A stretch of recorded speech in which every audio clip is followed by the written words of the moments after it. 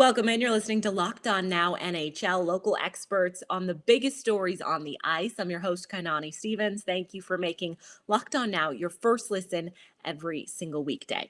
We've got our Locked On NHL hosts. They're here to tell you everything from around the league on Thursday night, but we're going to start off in Boston as the Bees hosted the Capitals in our biggest game. The biggest game. The Bruins bounced back from a tough loss earlier in the week to get back in the win column at home, but they may have lost a veteran star in the process. Our Locked On Bruins host tells you the details.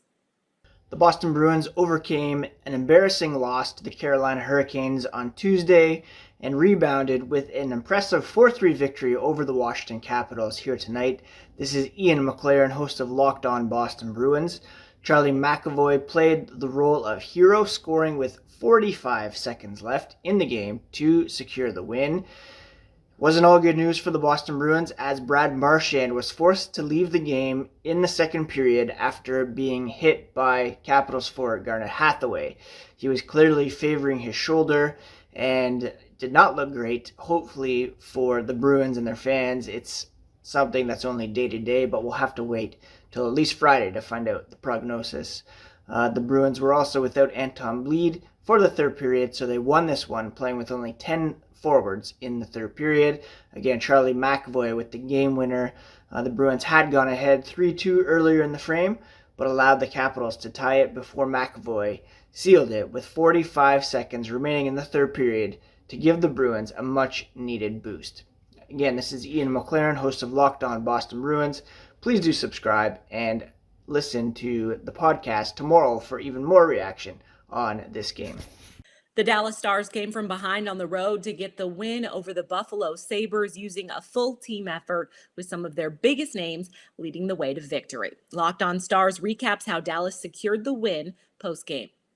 Well, the Dallas Stars get a huge win in Buffalo tonight on the road. What's up, everyone? Dane Lewis here with the Locked On Stars podcast, coming to you after the Dallas Stars' thrilling 5-4 win over the Buffalo Sabres, a comeback win for the Stars as they get a rare W on the road away from the American Airlines Center, led by several different guys on the team. Tyler Seguin with a 3.9, 2 goals and an assist. Same for Jason Robertson, who made his return to the lineup after missing with a lower body injury. His impact was felt immediately. He had 2 goals in the night as well, an assist. And John Klingberg with 3 assists himself, even though he did have a few costly turnovers that put the Stars in some tough positions. It was nice to see Klingberg actually give us some production as far as the stat sheet. Really good performance from Braden Holtby between the pipes down the stretch. He did give up some questionable goals that maybe he should have had the advantage over, but at the end of the day, he came up big down the stretch for the Stars as the Sabres had the 6-on-5 advantage, pulling their goalie. Just an overall pretty good night for the Stars. I mean, it was a tough go-around at the start of the game, but I think this is an important win for the Stars to start this 4-game road trip, especially playing the second game of a back-to-back tomorrow in Detroit. This is a nice way to start this road trip. Down 2-0 at one point in this game, down 4-3 at one point in this game, yet finding a way to overcome and come back and get a crucial win in order to stay where they need to be in this playoff race, which is starting to trend upward.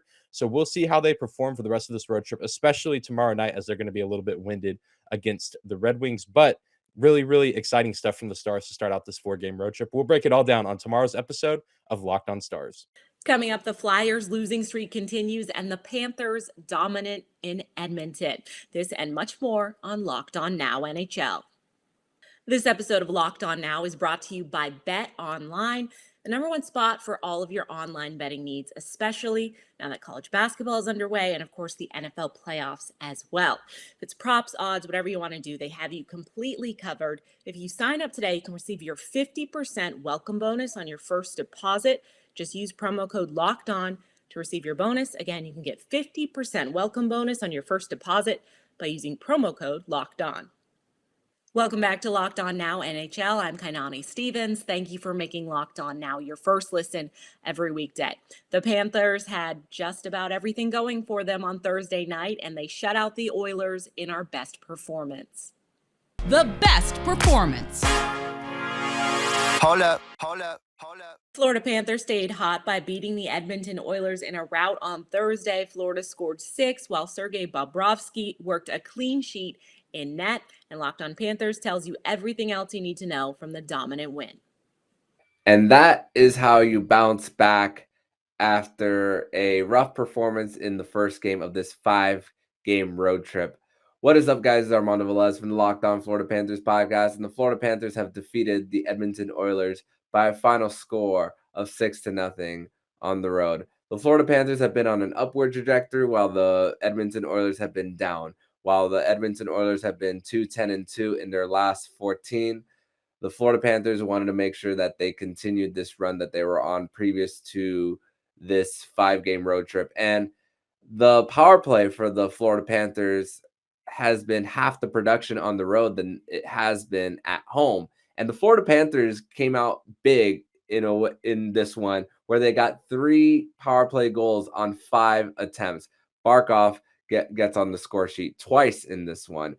Carter Verhaeghe also gets in this one. Anthony Duclair, Sam Bennett, and Owen Tippett also gets in this one after his first game back since his demotion from the AHL. So welcome back to the lineup, Owen Tippett. But the man of the hour was Sergei Bobrovsky, 40 saves on 40 attempts, shutout, his first shutout since November 2nd, 2019 in a 22-save performance against the Detroit Red Wings. So great performance by Sergei Bobrovsky, stopping 17 in the first period, mind you. So the Florida Panthers were doing a better job in the second and third period, not allowing as many shots on Sergei Bobrovsky. But Sergei Bobrovsky set the tone early for the Florida Panthers. And then when they weren't allowing as many shots on Sergei Bobrovsky, that's when the floodgates opened for the Florida Panthers as well, because it was scoreless after one. So great job overall by the team to help their goalie out, and the goalie helping them out as well. So to listen to my recap of this 6-0 victory over the Edmonton Oilers, make sure to listen to my latest episode of the Locked On Florida Panthers podcast, your first listen of the day. The Philadelphia Flyers losing streak now sits at 10 games after Philly fell at home to Columbus on Thursday night. The Flyers are looking for literally any kind of positive at this point, and Locked On Flyers host is going to try to find one. Hi, this is Rachel Donner from the Locked On Flyers podcast with your post-game quick reaction to that 2-1 Flyers loss to the Columbus Blue Jackets. This game had a lot of emotion behind it with the return of Jake Voracek to Philly. It was the first game for Cam Atkinson against his old club after the two forwards were traded for each other last summer. That being said, it was a pretty even affair for the first half of the game, I would say. The Flyers certainly had the clear advantage in scoring chances for the third period. Ultimately, what I think did the Flyers in for this game is a lack of execution on their 4 power play attempts and the stellar performance by Elvis Merzlikins in net for Columbus. Flyers only had 2 high danger chances on the power play, and while they did get a significant amount of traction in front of the Columbus net at 5-on-5 and in the third period, either Elvis stopped it or the Flyers were just hacking at the puck without doing a lot to also clear the defense out to give them more space to get past Elvis.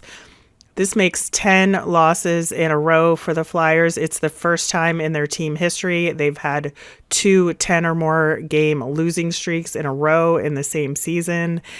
It's a struggle right now for this team, but there's more hockey to be played this season. And for more on this game and the Flyers all season long, tune into the Locked On Flyers podcast. The San Jose Sharks had plenty of chances to get a win against the NHL's newest franchise, but instead, the Seattle Kraken got the best of San Jose again. Locked On Sharks tells you why the team continues to struggle against Seattle. The San Jose Sharks squandered several chances against the Seattle Kraken. I'm JD Young of Locked On Sharks, and the Sharks fall 3-2 against the Kraken, remain winless against the NHL's newest team. In a game where the Sharks went 1 for 6 on the power play, and they had several chances in the third period, 5 power play opportunities, and they're only able to score 1 goal.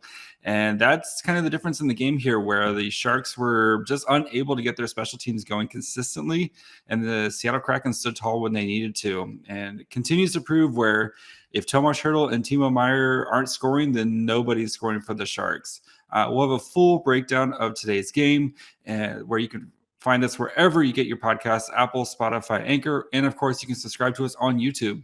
That's going to do it for us here on Locked On Now NHL. Thank you for making Locked On Now your first listen every weekday. Make sure you check out Locked On NHL and your team's Locked On podcast. I'm Kainani Stevens. This has been Locked On Now.